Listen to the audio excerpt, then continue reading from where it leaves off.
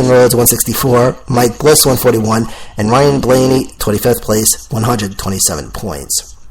Manufacturer standings for the Xfinity Series as follows. First place Ford with 535 points. Second place Chevrolet, 525 points, 10 points back. Third place Toyota with 507 points, 28 back. And Dodge is in fourth place with 147 points, 388 points back. NASCAR Camping World Truck Series. Driver standings, top 10 as follows.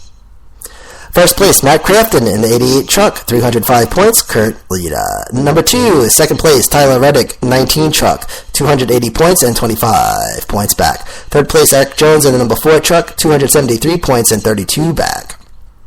Johnny Sauter in the number 4 truck, in fourth place in the 98 truck, 257 points and 48 points back. Fifth place, John West Townley in the 05 truck, 227 points and 78 points back. Sixth place is Cameron Haley in the 13 truck, 215 points and 90 points back. Seventh place, Daniel Hamrick in the 14 truck, 211 points, 94 points back.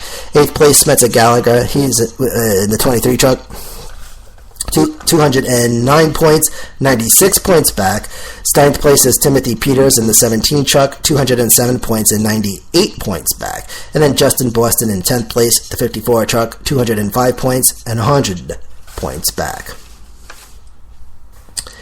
From 11th to 15th place in order, Ben Kennedy with 201 points, Ray Black Jr. 197, Tyler Young 189, Corbin Forrester 167, and Jennifer Jo Cobb in 15th place with 151 points. From 16th to 20th place in order, Mason Mingus with 138, Brandon Jones 132, Joe Nemechek 129, Norm Benning 128, and Matt Tifft in 20th place with 111. 21st to 25th place in order, Travis Kvapil, 21st place with 101 points.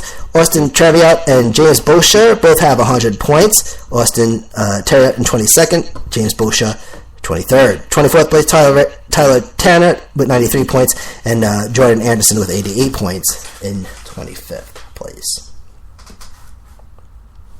All right, so we're going to take a quick break, and then we get back. It's the final stretch segment. Recap the schedule for you one more time. RP continues.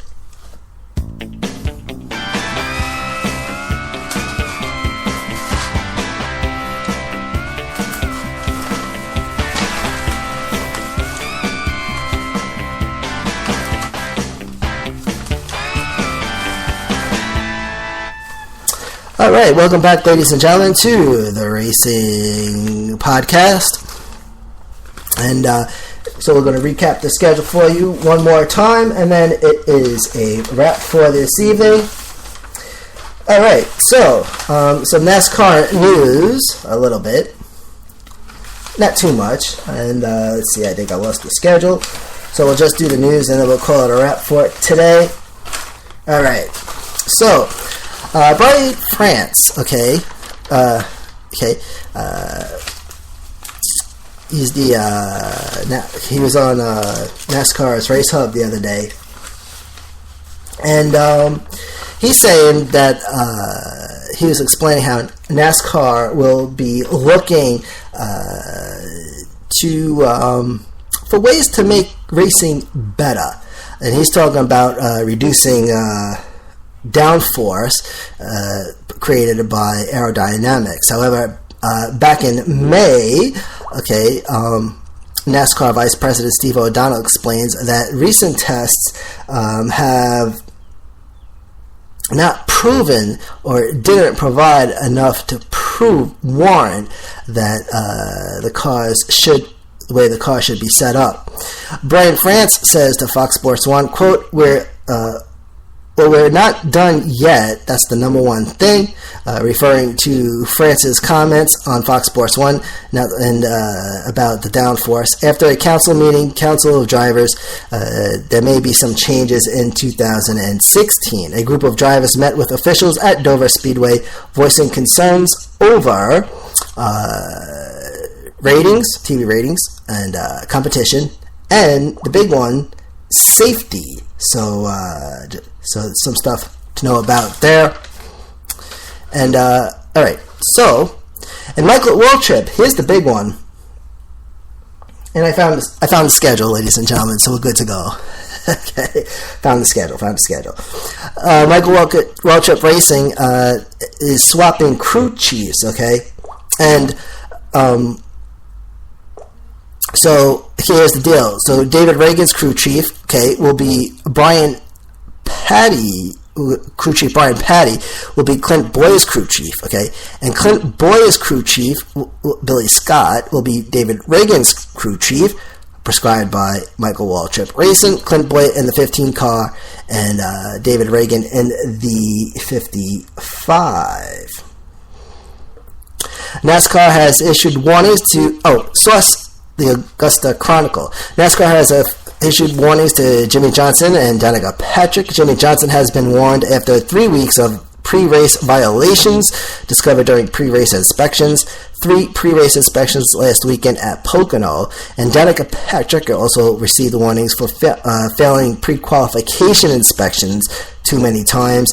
This also goes for David Gilliland. And Sam Hornish Jr. has also received warnings as well. You know, they inspect those cars very, very, and NASCAR has a facility down in Charlotte, and if they find anything with your car, you bring your car to the facility and they inspect everything, and that's where they find all the violations. And so they check every inch of that car, and they're making sure that everything is legit. And I was reading this book, 101 Things That NASCAR fans should see or do before they die. And before NASCAR, stock car racing was gritty. You had car sponsors that would walk away with the driver's money. You had car owners paying drivers to bump the other guy's car, little stuff like that. Racing on dirt, and Bill Francini's idea was to get cars from the dealer and bring it to the track. Okay, and eventually the drivers would say, "Hey, okay, you know what? We need actual race cars." But Bill Francini's idea was, okay, have cars that represent cars that Americans had parked in their driveway: Buicks, Chevys, Fords, Dodges, and no stock car racing. Now, stock car racing itself does have its roots to moonshiners. I should say moon runners during the Prohibition, and they would take these cars, hook them up, tweak the engine a little bit. Suspension, you had to have a good suspension because you don't want the car sitting too low when you're making a delivery, because that would tip off their revenues. But you also didn't want a car sitting up too high when it was empty, because that would also tip off the revenues. And after the Prohibition was over, these guys had all these cars, so they started racing. And NASCAR came in to as a sectional body for stock car racing, but you had to get a car, and drivers would try to get in,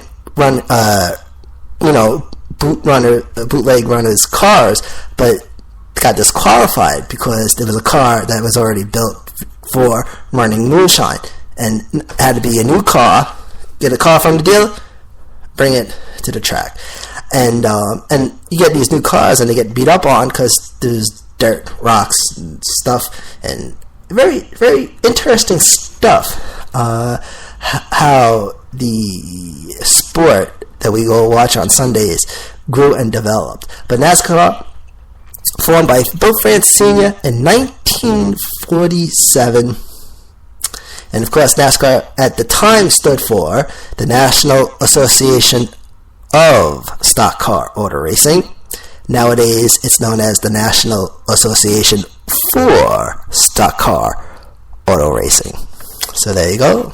Good stuff.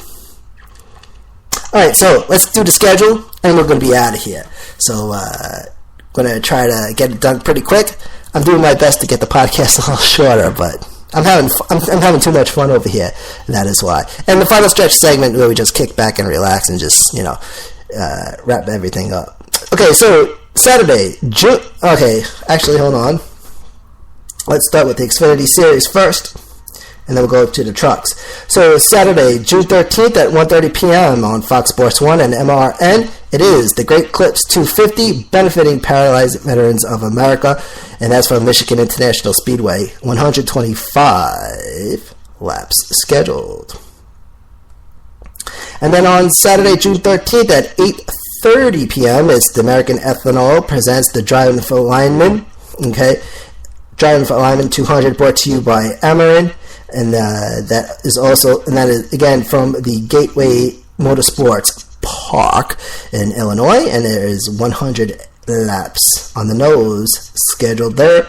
And then on Sunday, June 14th at 1 o'clock p.m. Eastern Time, it's Quicken Loans 400, and that's from Michigan International Speedway, and that is with 200 laps scheduled, and that is on Fox Sports 1 and MRN. So good stuff. So we got it all done in 40 minutes and 56 seconds and counting, but it's all over. I'd like to say thank you for tuning in. We've been getting a lot of listeners. Thursday is kind of hit or miss because it's Thursday night, and we're competing with The Big Bang Theory and stuff. But we got a lot of hits on Friday, Saturday, and Sunday, which is a big deal because the main purpose of the Racing Podcast is to get the weekend schedule, and then we beef it up with some other stuff to keep the show nice and pretty. So I hope you enjoy it, and this is fun. This is one of my favorite podcasts to do. I look forward to it every Thursday. Great way to start the weekend. Beautiful. So, ladies and gentlemen, from the American Podcasting Center in New York, I've been your host, Manny Allegretta. Be good and be safe. I'll see you here next week, and this has been the Racing Podcast.